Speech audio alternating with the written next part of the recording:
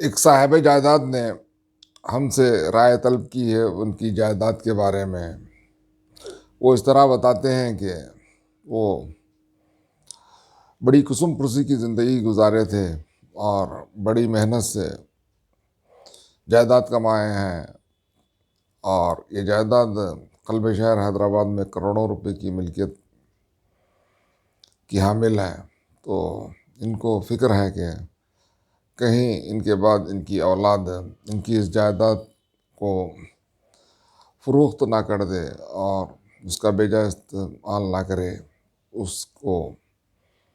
تحفظ کی خاطر۔ اور وہ یہ چاہتے ہیں کہ ان کی جائیداد سے ان کی اولاد اور اولاد کی اولادیں فائدہ اٹھاتی رہیں، لیکن ان کی جائیداد کسی دوسرے فرد کے ہاتھ فروخت نہ ہو۔ تو ہم ان کو اس طرح رائے دیے ہیں کہ وہ اپنی جائیداد کا وقف علی الاولاد کریں۔ وقف کی وہ ایک قسم ہے جو خاص طور پر اولاد کے حق میں کی جاتی ہے، وہ اور اس طرح وقف علی الاولاد جب کیا جاتا ہے تو وہ جائیداد ان کی کوئی بھی ورثہ پشتوں تک فروخت نہیں کر سکتے، اور یہ جائیداد وقف جائیداد بنام اولاد رہے گی اور تا قیامت تک باقی رہے گی۔ تو اس کو کس طرح قائم کیا جاتا ہے اس کا طریقہ بھی ہم نے بتایا ہے کہ ان کو پہلے ایک وقف نامہ اپنی جائیداد کے تعلق سے رجسٹرڈ کرنا چاہیے، اور اس میں وہ تمام جائیداد کا ذکر کرتے ہوئے اور پھر ساتھ میں خود متولی تاحیات رہتے ہوئے اور پھر ان کے بعد جو متولی بنیں گے اس کا جو چناؤ یا نامزدگی یا پھر ان کے منشا کے مطابق جو یہ طے کرنا چاہ رہے ہیں کہ کس طرح ان کا متولی بن سکے ان کے بعد، اور پھر اس کے بعد کے متولی کا وہ طریقہ کار بھی اس رجسٹرڈ وقف نامے میں تحریر کر دینا چاہیے، اور پھر اس وقف نامے کو ریاست کی وقف بورڈ میں اندراج کراتے ہوئے پھر اس کا گزٹ پبلیکیشن کرا دینا چاہیے، اور کرا دینے کے بعد یہ جائیداد اوقاف کی نگرانی میں رہے گی، محکمہ اوقاف کے، اور پھر ان کی منشا کے مطابق جو منشا وقف کہلاتا ہے اس کے مطابق ان کی جو اولاد ہے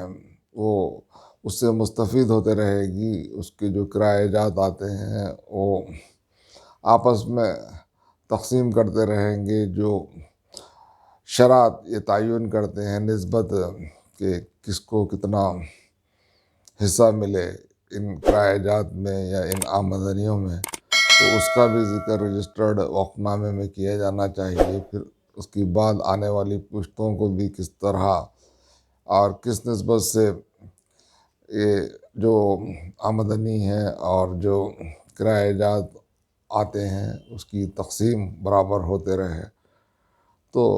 یہ تمام چیزیں اس رجسٹرڈ وقف نامے میں لکھ دینی چاہیے، اور پھر جب یہ اس طرح کا عمل کر دیں گے تو تاحیات یہ خود واقف بھی رہیں گے، اور پھر اس جائیداد کے متولی بھی بنے رہیں گے، اور پھر ان کے بعد جو ان کا جانشین مقرر ہوگا اس کا طریقہ انتخاب بھی اس تحریری وقف نامے میں بتا دیتے ہیں، تو پھر وہ جانشین بھی ان کے بعد منتخب ہوگا، اور پھر جو جائیداد ہے اس کا نظم و ضبط چلائے گا ایک مینیجر کی حیثیت سے، اور پھر وہ تمام جو آمدنیاں ہیں اور جو فائدے جات ہیں اس کی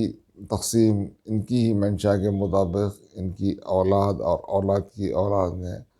پشتوں تک فیض یاب ہوتے رہیں گی، اور ان کی یہ جائیداد محفوظ رہے گی۔ اور جب ایک مرتبہ جائیداد کا وقف علی الاولاد ہوتا ہے تو وہ ناقابل فروخت ہو جاتی ہے، وہ ٹائٹل میں مارکیٹیبل ٹائٹل نہیں رہتا اور ٹرانسفریبل ٹائٹل نہیں رہتا، اور وقف الاولاد کی جائیداد کو خریدنے کا کسی کو اختیار حاصل نہیں ہے، اور نہ